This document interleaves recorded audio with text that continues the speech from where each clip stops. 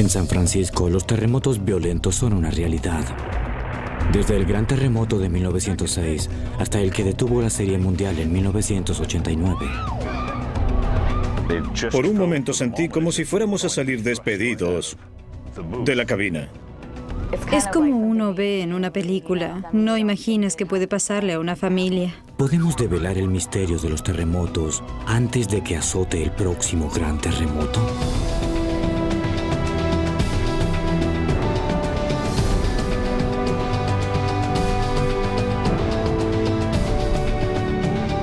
Grandes terremotos, San Francisco.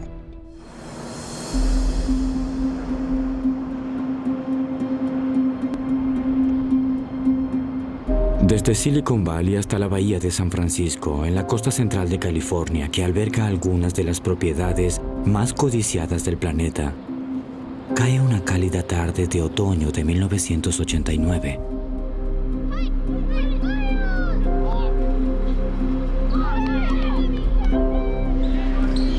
A 120 kilómetros al sur de San Francisco, en el gimnasio de una escuela secundaria de Santa Cruz, se está disputando un partido de voleibol.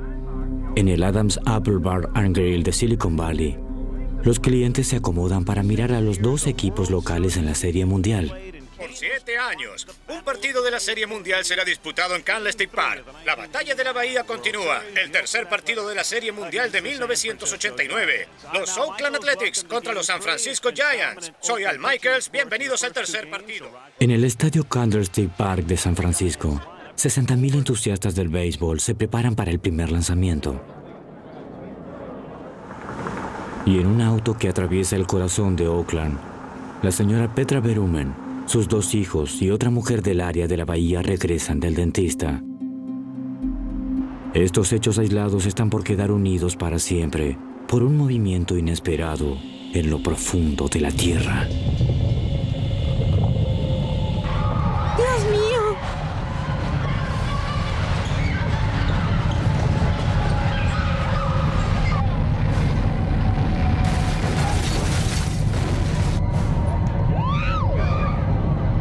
Y los Oakland toman la pelota.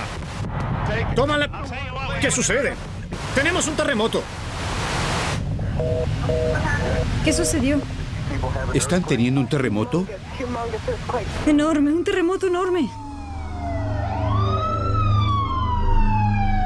La tierra se sacudió apenas durante 15 segundos, pero el efecto fue devastador y generalizado.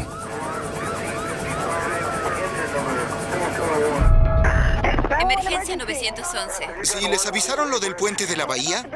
¿Qué sucede con el puente de la bahía? Parece que el nivel superior cayó durante un terremoto. ¡Santo cielo! Hay que informarlo. 911, emergencias de San Francisco. Acabo de enterarme que algo sucedió en el puente de la bahía. Sí, yo también me enteré, pero no puedo confirmarlo. Mi papá ya tendría que haber llegado. Sí, lo sé. Quiero que se tranquilice, ¿me oyó? Lo único que sé es que se cayó el nivel superior.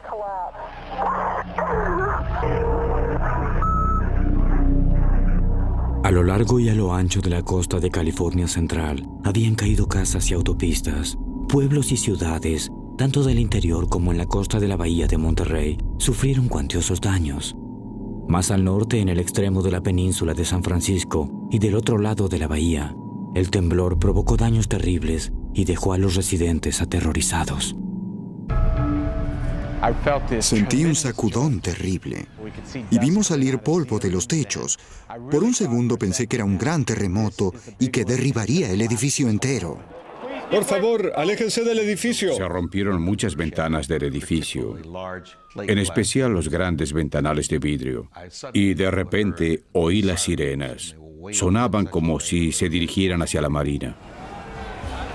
Gran parte del distrito residencial de la marina quedó destruido. Hasta los más aguerridos bomberos quedaron perplejos ante los daños. Una mujer se me acercó y dijo, se derrumbó una casa sobre la calle.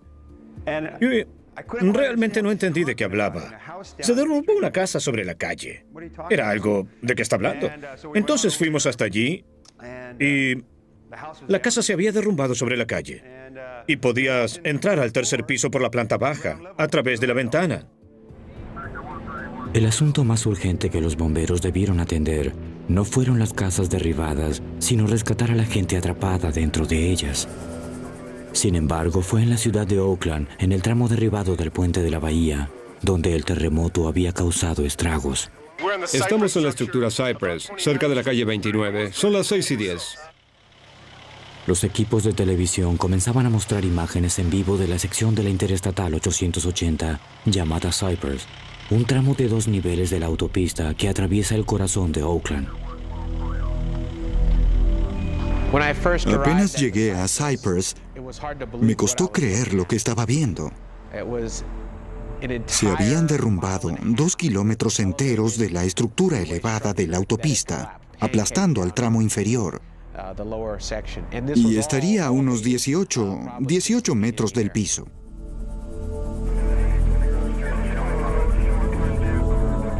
$245 toneladas de hormigón cayeron sobre la carretera inferior, a la que estaba ingresando todo el tráfico de la hora pico. Gina Lynn regresaba del trabajo en su automóvil. Cuando quise darme cuenta, el paso superior se cayó frente a mí. Choqué contra él y luego comenzó a caerse sobre el auto. Comencé a patear la ventanilla y salí arrastrándome por la puerta del conductor.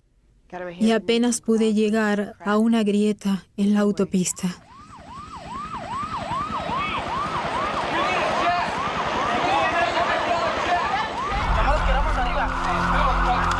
En la confusión, muchos voluntarios escalaron el concreto en un intento desesperado por rescatar a las víctimas.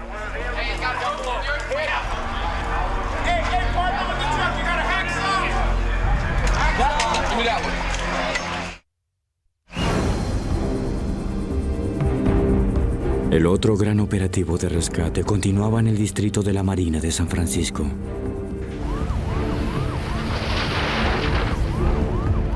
Gasoductos rotos ahora provocaban incendios en la zona.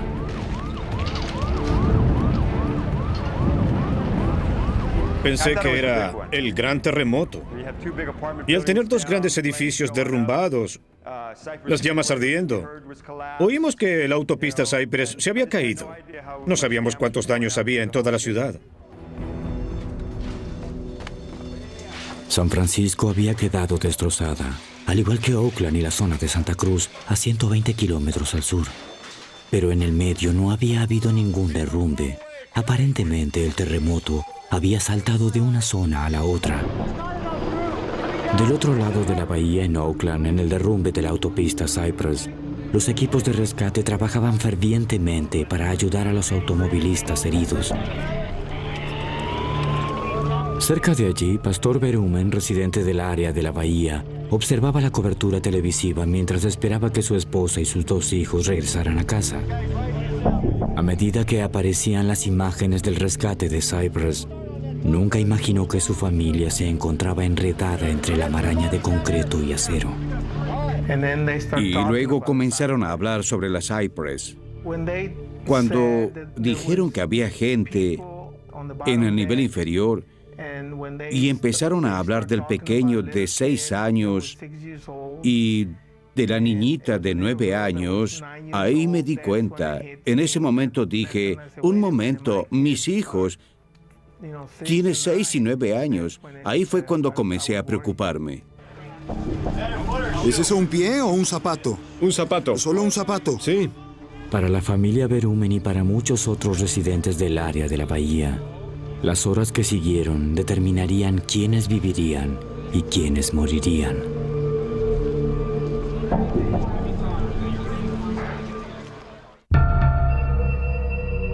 Anochecer del 17 de octubre de 1989. El área de la bahía de San Francisco aún no se había recuperado del terremoto más fuerte en casi un siglo. Cerca del centro de Oakland, las luces iluminan los destrozos de la autopista Cypress. Murieron decenas de personas. Aún así, 2 horas después del terremoto, aún se oían los gemidos de los sobrevivientes.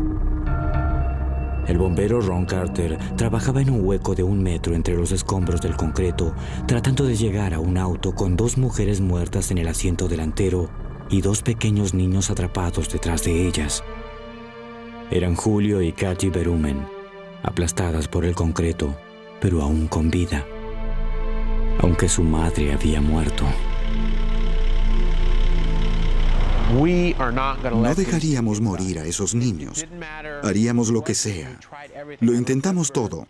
Recuerdo que encendimos la sierra y hubo una lluvia de chispas que cayeron debajo de esta oscura caverna. Todo sobre los gases de la gasolina y el aceite y todo lo demás. Hicimos todo lo posible. Había que hacer lo que sea para sacar de allí a esos niños. 2 horas después del rescate, los equipos sacan a Katy Berumen. Mirándolo por televisión se hallaba su padre, quien aún no sabía que se trataba de su propia hija. Mostraron cuando rescataron a mi hija. Realmente mostraron cuando la pusieron en la camilla. Yo estaba mirándolo, pero no supe que era ella hasta más tarde. El pómulo de Katy Berumen estaba partido en 8 partes y tenía un fragmento del cráneo incrustado en el cerebro. Aún así, sobrevivió. Recuerdo que alguien me sacó. Fue el hombre que nos rescató. Me preguntó cómo me llamaba y qué me pasaba y qué sentía. Trataba de mantenerme despierta. Trataba de mantenerme ocupada. Quería mantenerme consciente. Julio, el hermano de Katy, seguía en el auto. Tenía la pierna derecha atrapada debajo de toneladas de autopista derrumbada. El equipo de rescate temía que muriera desangrado. Literalmente, pudimos cortar el auto en pedazos, los asientos. Tuvimos que recurrir a medios extraordinarios para sacar a los ocupantes muertos del asiento delantero. Luego de hacerlo, pudimos ver cómo había quedado Julio adentro. Ahora el equipo de rescate se hallaba frente a una terrible decisión. No había forma de sacar a mi hermano. La única forma que tenían de sacarlo era amputándole la pierna derecha, porque de otro modo era imposible sacarlo del auto. El espacio era de aproximadamente 1 metro de alto en la parte más alta. Allí había caído la viga y había aplastado al auto en el que iban estas personas. Estaba atascado ahí adentro. No podían sacarme. Entonces tuvieron que amputarme la rodilla. Creo que me separaron la rodilla para poder sacarme. Sabíamos que no viviría mucho más. Estaba muy frío. Su presión sanguínea era muy baja. Había perdido mucha sangre. Trabajando dentro del pequeño boquete, los médicos lograron amputarle la pierna a Julio Berumen. Grité que lo habíamos sacado. Y hubo ovaciones, muchas cámaras y luces de los medios. Fue una gran sensación cuando lo pusimos en la camilla y lo bajaron. Fue genial. Para los hombres que salvaron la vida a Julio Berumen, era un momento de gloria. Pero para el resto del área de la bahía seguía siendo una noche de horror. En ese momento, nadie sabía cuántos muertos o heridos había. Mientras las cenizas del incendio de la Marina se enfriaban aquella mañana del 18 de octubre, la gente comenzó a regresar a lo que quedaba de sus casas. Los residentes tuvieron apenas unos minutos para recoger lo que podían llevar de sus casas destrozadas. Ellos eran los afortunados. Sabemos que hay gente ahí dentro. ¿Cómo lo sabe? Los vimos. ¿Vivos? No. A partir de los daños, los científicos calcularon que el terremoto había tenido una magnitud de 7.1, un terremoto moderado. Creo que la mayor sorpresa fue la gravedad. Había derrumbes mucho más lejos del epicentro. Creo que en general se pensó que este terremoto había azotado San Francisco y Oakland, pero en realidad estaban lejos de donde ocurrió el terremoto. No fue un terremoto urbano o suburbano, fue un terremoto rural. El epicentro estaba bajo una montaña alejada llamada Loma Prieta, en los Montes Santa Cruz, a 105 kilómetros de San Francisco. La falla se rompió a 18 kilómetros bajo tierra. Como ocurre con todos los terremotos, su origen tiene lugar a mucha más profundidad. Para entenderlo, hay que viajar al centro de la Tierra, la parte más candente del planeta. Todo este calor y energía subterráneos da forma a las capas superiores, en especial a la capa o corteza exterior, que se quiebra como si fuera una cáscara de huevo en 12 pedazos llamados placas. Estas chocan y se aplastan unas contra otras, en parte debido al tremendo calor que se genera dentro de la Tierra. Cuando las secciones se atascan, se acumula presión a lo largo de las líneas de la falla. Finalmente, las placas se liberan, originando un terremoto. Las placas se deslizan una sobre otra. Se empujaban unas a otras. Cuando se acumula tensión hasta un punto crítico, se rompen. Y esa rotura de las placas básicamente produce las ondas sísmicas. Eso es un terremoto. La falla de San Andrés, que se extiende a lo largo de casi toda California, es una de las tantas fallas que atraviesan el estado. Fue en la cordillera de Santa Cruz donde apareció una extensión de la falla de San Andrés en 1989. Las ondas de choque de Loma Prieta sacudieron la zona del epicentro. Un corte transversal revela cómo además penetraron en lo profundo de la Tierra y rebotaron hacia arriba. Rebotaron y surgieron en los alrededores de Oakland y San Francisco. Un fenómeno sorprendente. Rebotaron como si fuera una onda lumínica rebotando en un espejo. Y esas ondas distantes lograron causar mucho daño en las zonas más vulnerables de las estructuras, en Oakland y la Marina. Gran parte del área de la bahía está asentada sobre un terreno blando y arenoso como este, que se sacude más durante un terremoto. Quizá este sea el peor terreno sobre el cual se asiente una ciudad. Y a mediados de los años 70, comenzamos a trazar mapas detallados que mostraban las zonas donde el sacudimiento de la Tierra se vería acentuado como consecuencia de condiciones deficientes del terreno. Y estos mapas resultaron predecir muy bien la localización del daño. Gran parte del distrito de la Marina estaba construido sobre terrenos ganados a la bahía. Parte de este vecindario se transformó en arena movediza durante el terremoto, debido a un fenómeno denominado licuefacción. Las estructuras apoyadas sobre terrenos arenosos y fangosos se sacuden más durante un terremoto que aquellas que se asientan sobre lechos rocosos. El sacudimiento hace que el agua que yace a 3 metros bajo tierra suba. El terreno pierde estabilidad.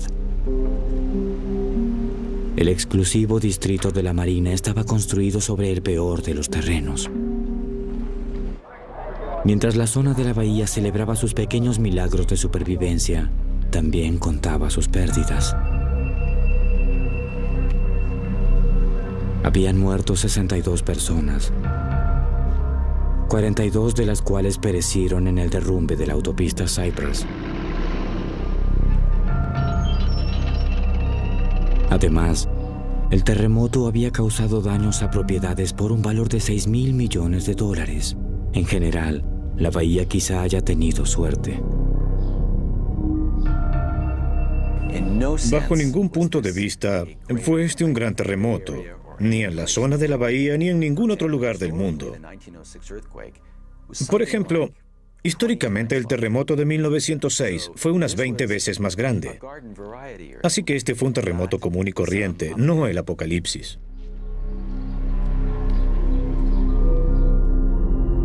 El gran terremoto aún acecha en el serpenteante laberinto de fallas que se encuentran debajo del área de la bahía, haciendo que muchos se pregunten por qué esta metrópolis fue construida sobre un terreno tan traicionero. El secreto no es solo científico. Se trata de una conspiración enterrada en lo profundo del pasado de San Francisco.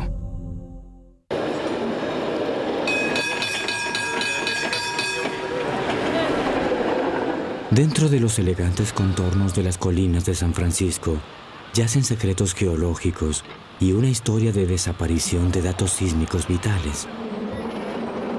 El primer terremoto registrado en la zona de la bahía ocurrió en 1868, cuando gran parte de la región eran tierras de cultivo. Eso quedó prácticamente en el olvido, pero en ese entonces se lo conoció como el gran terremoto de San Francisco. El temblor, calculado en una magnitud de 7.0, provenía de debajo del pueblo rural de Hayward, sobre una falla que se extendía a lo largo de la costa oriental de la bahía. La tierra se fisuró a lo largo de 48 kilómetros, dejándoles a los empleados del Palacio de Justicia local una hermosa aunque ventosa vista.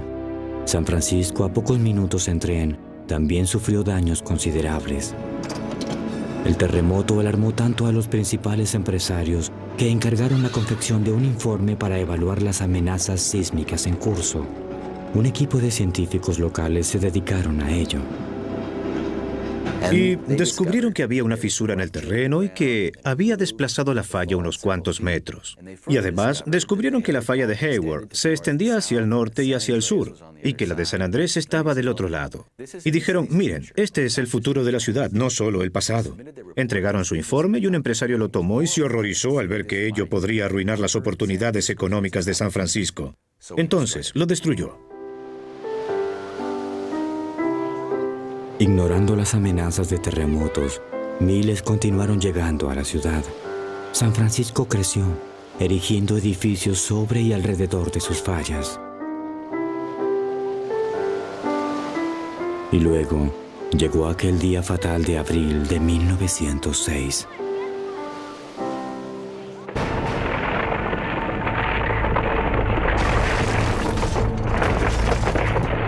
Cuando sentí el terremoto, estaba en la cama en Oakland. Escuché que la chimenea se cayó y que los platos de la habitación se hacían añicos. Y mi madre, desde el cuarto de al lado, gritaba, «Es el fin del mundo».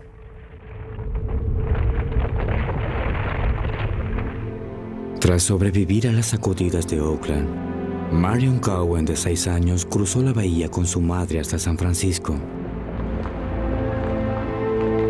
Se asombró al ver la devastada ciudad.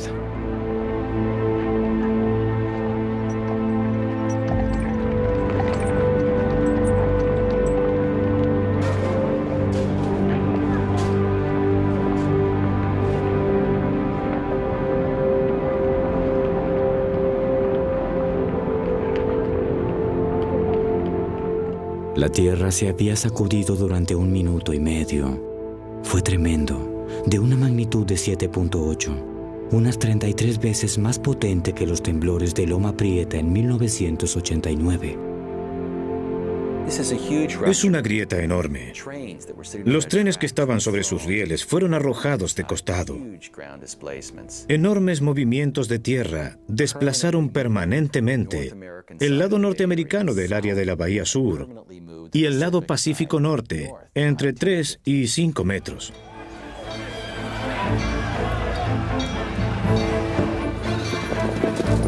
El terremoto trajo aparejado otro desastre: incendios.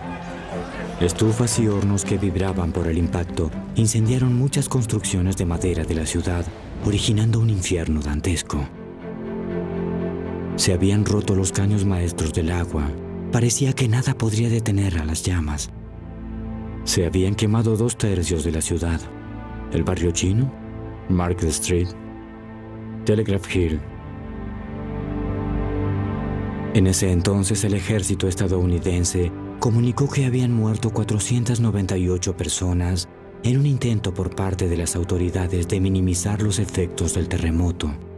El cálculo actual es que murieron unas 3.000 personas. Fue el peor desastre natural de la historia de la nación. A esta altura era obvio que las fallas del terremoto presentaban una grave amenaza para San Francisco. Aún así, las autoridades de la ciudad respondieron al público con evasivas. Los poderosos intereses lo denominaron el Gran Incendio de San Francisco, minimizando el papel del terremoto para así maximizar el desarrollo de la ciudad. Y lo lograron. Hacia 1915, San Francisco estaba casi totalmente reconstruida y exhibía un nuevo ayuntamiento, reemplazando así el antiguo edificio que había quedado destruido en 1906.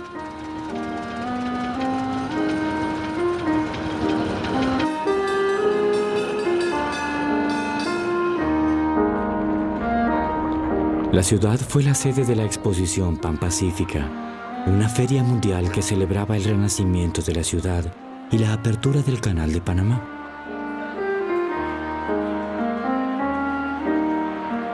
Entre las celebridades que concurrieron estuvo el astro de cine Fatih Arbuckle, uno de los principales comediantes de Hollywood. El mundo concurrió a San Francisco para celebrar el renacimiento de la ciudad, pensando que los terremotos eran cosa del pasado. El terreno de la exposición había sido creado mediante vertederos dragados de la bahía. Al terminar la exposición, los edificios fueron demolidos y sobre el mismo vertedero se construyó el distrito de la Marina. Aún es vulnerable, costoso y el peor de los terrenos para construir.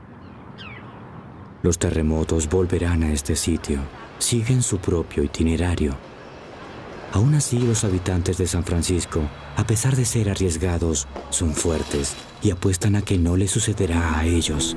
Sin embargo, la Tierra da indicios que indicarían cuándo atacará el próximo gran terremoto. ¿Pueden los científicos descifrar las advertencias antes de que sea demasiado tarde?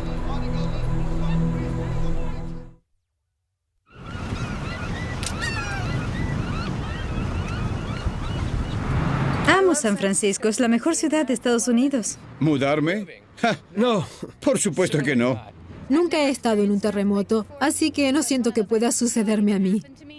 Podría ser mucho peor. Si solo hay que preocuparse una vez cada 10 o 15 años, no creo que sea algo realmente preocupante. Al menos espero que no.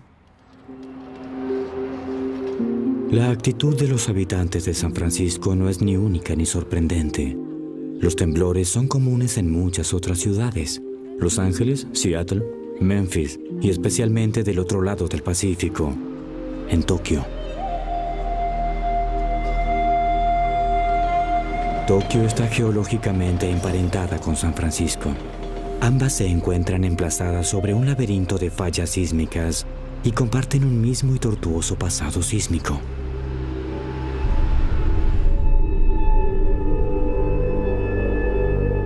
El gran terremoto de Kanto en 1923 fue de una magnitud de 8.4 y azotó las afueras de Tokio.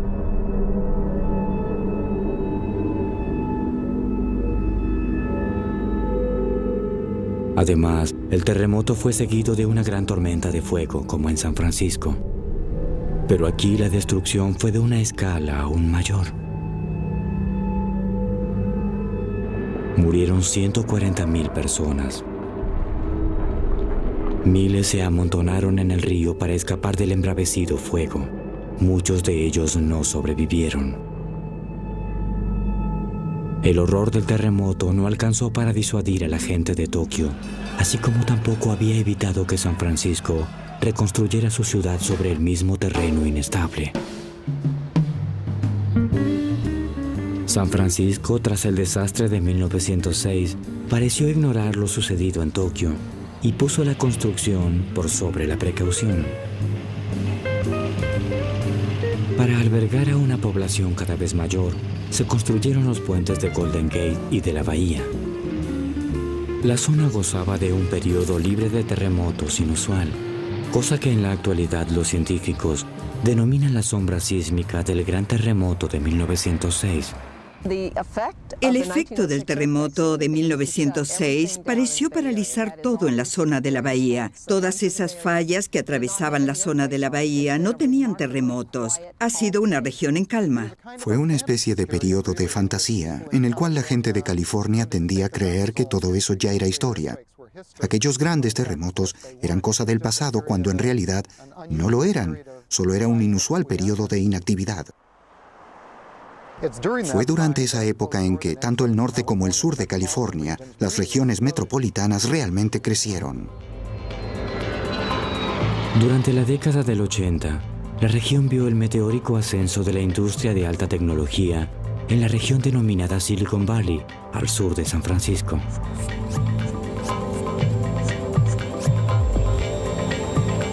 Esta segunda fiebre del oro atrajo a varios miles de personas de todas partes del mundo, cautivadas por la oportunidad y la belleza del paisaje del lugar. La unión del agua y la tierra está entre las más espectaculares del mundo, y este paisaje ha sido literalmente esculpido por la falla de San Andrés y las otras ramas del sistema de frontera de placas. Los terremotos crearon esta belleza natural a través de millones de años. El terremoto del área de la bahía de 1989 fue apenas uno de ellos. Pero el impacto quizá haya asimismo marcado el fin de la denominada sombra sísmica, el período de calma entre los terremotos del área de la bahía. Lo que ahora estamos observando es que la tensión está acumulándose nuevamente en las otras fallas del área de la bahía. Por ello adelantamos que volverán a causar la misma clase de terremotos que se observaron entre la época de la fiebre del oro y el terremoto de 1906. Ello podría significar que la zona de la bahía experimentará una serie de terremotos moderados similares al de 1989, tarde o temprano. Pero ¿por qué no pueden los científicos predecir los terremotos con mayor precisión?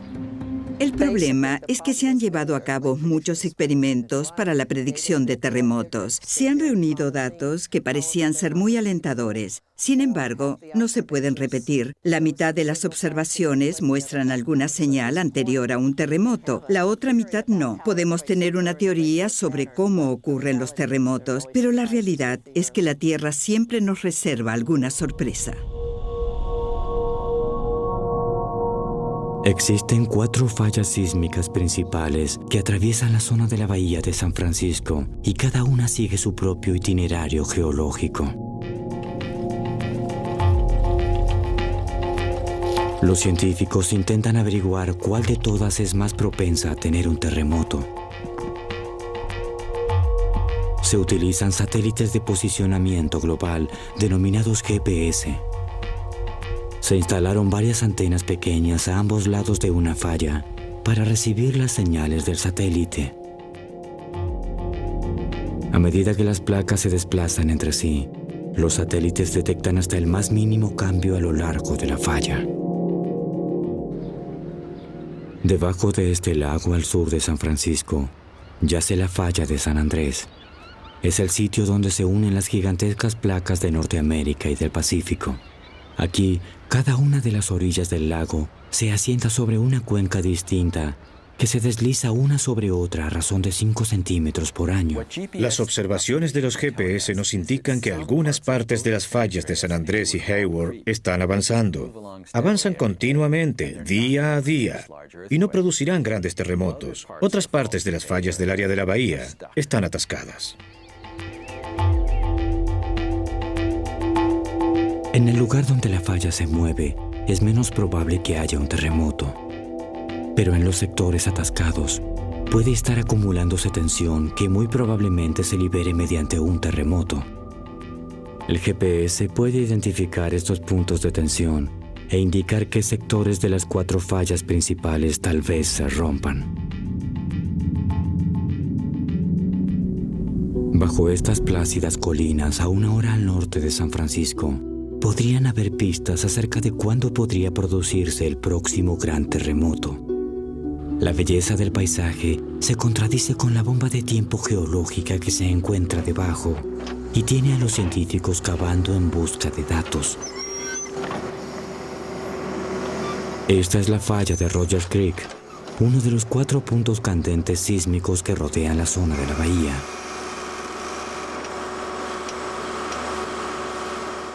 Aquí, los científicos realizan una trinchera a través de la falla para buscar rastros de terremotos pasados. El geólogo David Schwartz espera que poco a poco aparezca un perfil histórico que revele un itinerario de los terremotos. Cuando la falla se rompe, la fractura comienza a producirse a 10 o 11 kilómetros bajo la superficie. La deforma, deja una señal y luego se entierra y se conserva. Es como un fósil.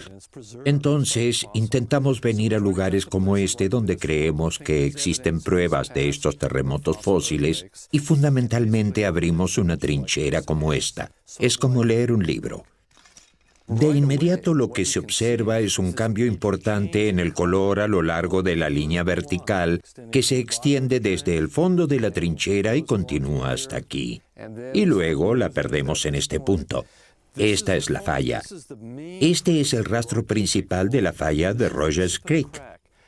Este es el extremo de la fisura que comenzó a 10 kilómetros por debajo de la superficie durante el último gran terremoto. Durante un terremoto, la Tierra se mueve hacia arriba. Con el tiempo, este desplazamiento del terreno queda sepultado, cubierto por capas de sedimento. Un corte transversal de la falla revela cómo los terremotos desplazan las capas. Cada terremoto subsiguiente desplaza las capas aún más. Puede establecerse la edad de estas para ver cuándo se producen los terremotos. Una de las cosas que intentamos hacer es establecer un patrón de la actividad sísmica pasada en todas las grandes fallas del área de la bahía.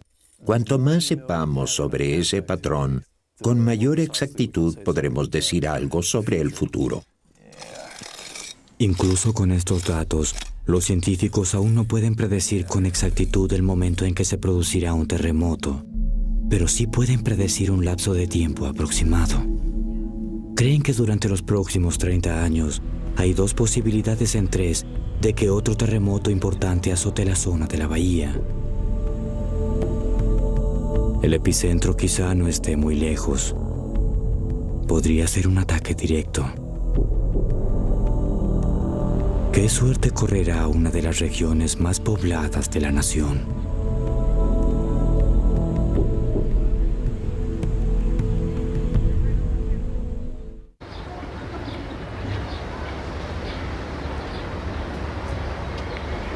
Día tras día, la presión sísmica se acumula a lo largo de las fallas del área de la bahía.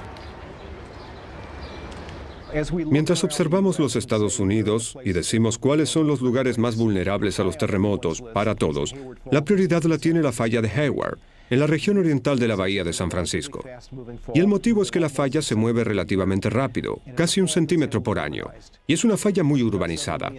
Varios millones de personas viven directamente sobre la falla o a unos pocos kilómetros de ella.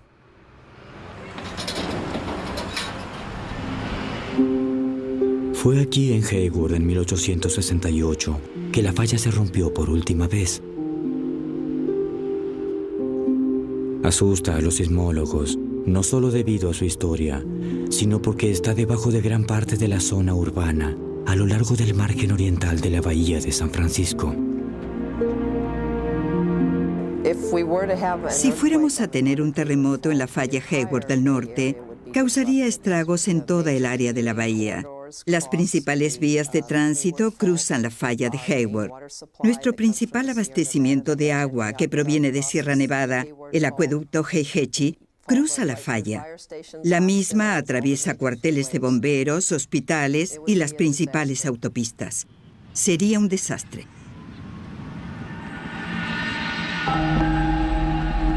El 17 de enero de 1995, Kobe, Japón. El 6º puerto más grande del mundo fue azotado por un terremoto de 7.1 en la escala de Richter. Fue una advertencia. La geología de Kobe es muy similar a la del área de la bahía de San Francisco. Además, el terreno blando de Kobe intensificó el daño y ocasionó el derrumbe de la autopista principal de la ciudad.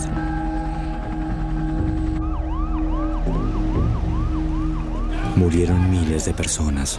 Cientos de miles quedaron sin hogar. Fue un desastre aún mayor que el del terremoto de Loma Prieta de 1989, que azotó el área de la bahía de San Francisco.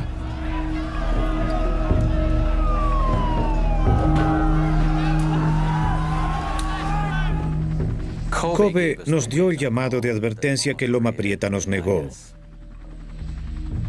Kobe es un ejemplo de un terremoto moderado, de hecho más pequeño que el de Loma Prieta, y apenas más grande que el terremoto de Northridge, de Los Ángeles de 1994, que cobró 6,000 vidas y causó daños por unos $100,000 millones.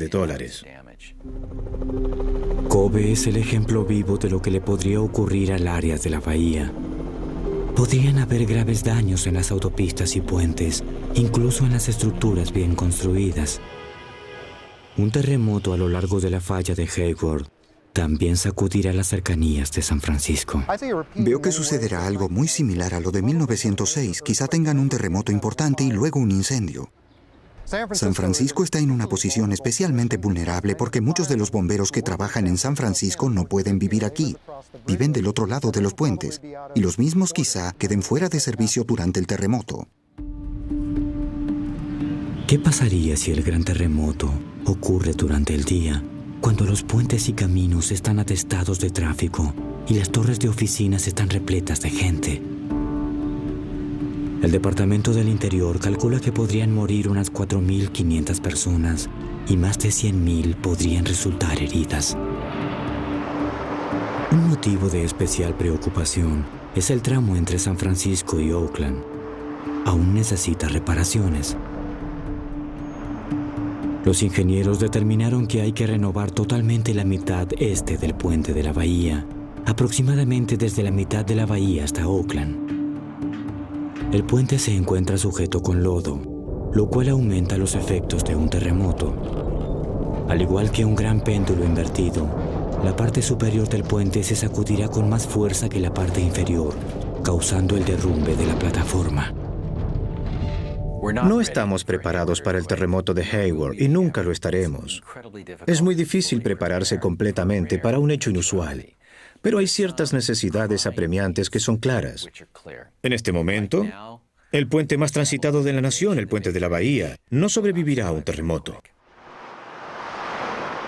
10 años después del terremoto de 1989, el puente de la bahía aún no había sido reequipado para soportar otro gran impacto.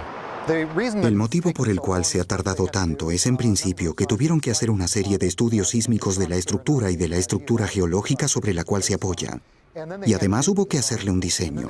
Además tuvieron que recaudar fondos para ello y tuvieron que aprobar el diseño. Y todo eso lleva tiempo. Mientras tanto, han estado equipando todas las autopistas que rodean el área de la bahía. Pero el nexo principal en sí, el puente de la bahía, continúa en peligro. El puente de la bahía se yergue como un símbolo de la vulnerabilidad de San Francisco ante las fuerzas de la naturaleza. Sin embargo, se ha hecho caso a algunas de las lecciones aprendidas del terremoto de Loma Prieta de 1989. Hoy, el área de la bahía está mejor preparada para el próximo gran terremoto. Hay que estar preparado. Los ciudadanos deben prepararse. Lo estamos haciendo desde la Oficina de Servicios de Emergencias. Hay un programa que organiza grupos de vecinos. Les daremos instrucciones, así es. Pero hay que hacer más cosas en cuanto al almacenamiento de alimentos, conocimientos y provisión de agua y saber cómo apagar el gas. Y estar preparado para arreglárselas solo durante 72 horas. Muchas de las estructuras más antiguas de la región, tales como las clásicas casas victorianas de San Francisco, también están siendo reforzadas para que se ajusten a las pautas sísmicas actuales. Los edificios comerciales han sido reequipados con un fuerte armazón de vigas de acero, al igual que algunos edificios del gobierno. Dos de los ejemplos más visibles de reequipamiento son los ayuntamientos de San Francisco y Oakland. Ambos sufrieron serios daños durante el terremoto de 1989. Para evitar que se derrumbe otra autopista, se reforzaron muchas carreteras de la bahía. Sin embargo, la autopista Cypress sufrió daños irreparables. Los habitantes no quisieron reconstruirla.